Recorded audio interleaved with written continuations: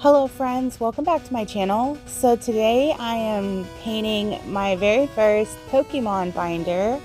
I'm really excited because I've never done this before and I think it turned out pretty good in the end. So my sister and her husband reached out to me and asked me to custom paint a bunch of their binders.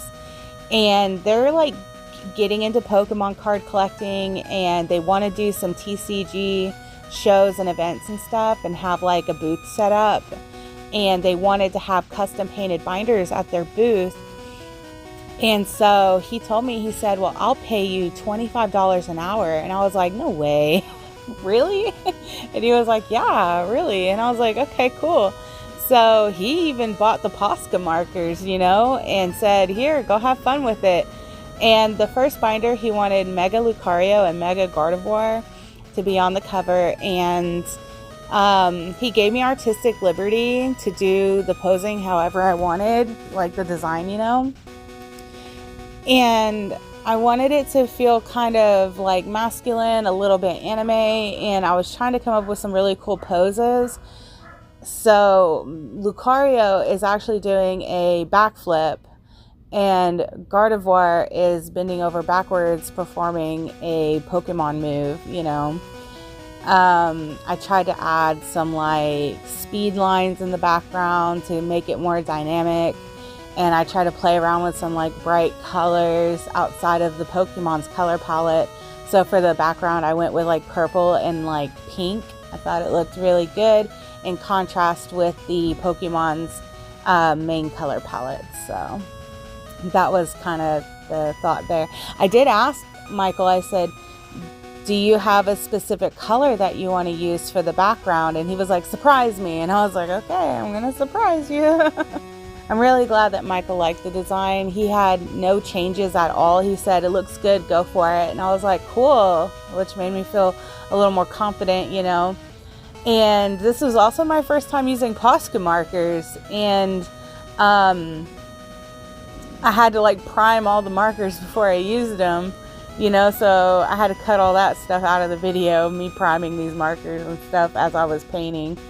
But even though they're bullet nib, they were able to get into some like pretty tight squeezes in the drawings, and I was kind of impressed, And some of the lighter colors had to have a couple of coats, so I did at least 2 coats of everything, but for the white, that took like maybe 3 or 4 coats.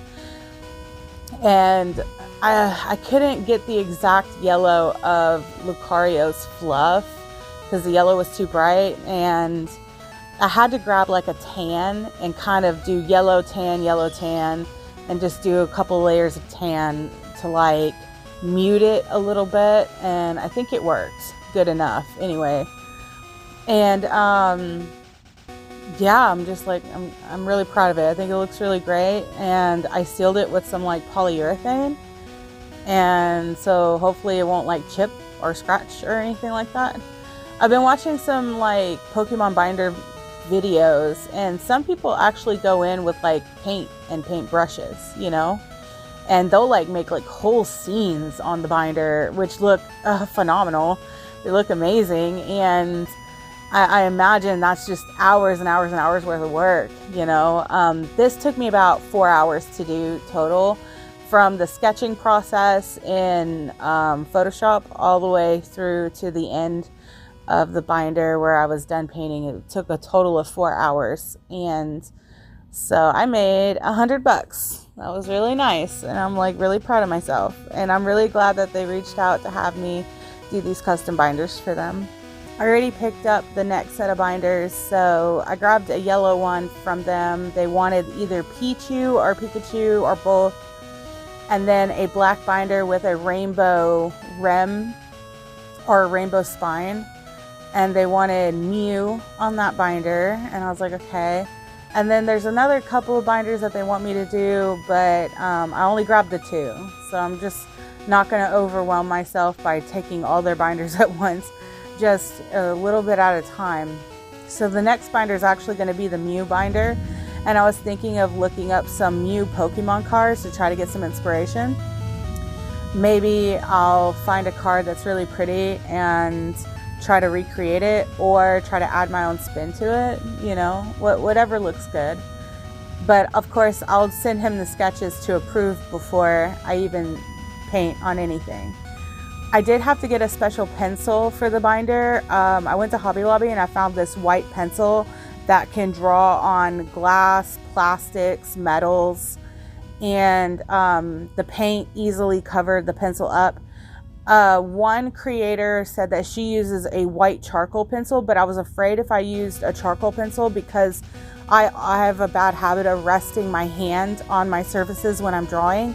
I didn't want it to smudge, So that's why I got the special pencil, and it didn't smudge at all, which was awesome. I do want to thank all of you guys for checking out my Etsy store. I am so proud that I finally am going out of the box and putting myself out there. I started the Etsy store 2 days ago, and I've already made my very first sale. I'm so excited. Someone from California ordered my postcard bundle, and I went to Walmart and I got a thank you card, and I wrote thank you for being my first customer in it, and I wrapped the postcards in some yellow tissue paper so that it was kind of cute. And I went to the post office and I grabbed a priority mail shipping envelope, and it ended up being $13 to ship it. And I was like, well, I didn't make any money because my dumbass grabbed the most expensive envelope. But I learned that the cheaper envelopes are on the other side of the post office. But I really do hope that I get more sales in the future. I hope that it really takes off. I love art. I'm really passionate about it, and all these years of drawing, I'm finally selling, And on my Etsy store, I have a lot of my digital drawings that you've seen me draw over the years on my YouTube channel up for sale as digital downloads for only $5. You can download the file and you can print it off at home or on canvas or whatever you want to print it on. You can print them at Walgreens or whatever you want to do. I'm also selling the prints that I have physically right now, and if it ends up taking off and I make some money, then I'll get a lot of those digital pieces printed as well, the other ones, and then I can sell everything as a digital print, and have that option for people who don't have the means to print at home, I still have to put my paintings on the shop of my bugs, which I have 3 of. I think I have 3. And I'm just really excited.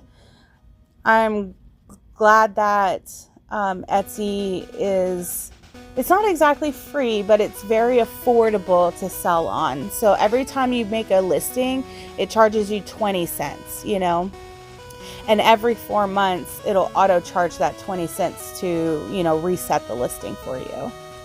So I hope that I can go somewhere with it. I have plans one day to open up my own business. I want to open up a creative lounge where it's a walk-in lounge where you can come in, pay a flat rate fee, and you have access to all these art supplies that you can draw and paint on. And there will also be high-speed internet for anyone who just wants a nice quiet place to do some work or some college work or whatever. That's my goal. And Luke said we could do it in a couple of years. He promised. But until then, I just got to keep working and hustling and doing what I can to, try to get my art out there for others to see. And hopefully, if I can make enough side money to save, that'll give me a good foot in the door for opening up my own business. I am just tired of working a job that's a dead-end job that I don't really get appreciated for, and I want to be my own boss, and I want to make people happy and bring people comfort and joy. And I just want to do what God made me to do, you know, and He made me to make art and follow an artistic path. And I just feel that in my heart. So that's just what I'm going to aim for, you know. So thank you so much to everybody for stopping by and watching this video. I hope you like it, and I will catch you on the next one. See ya.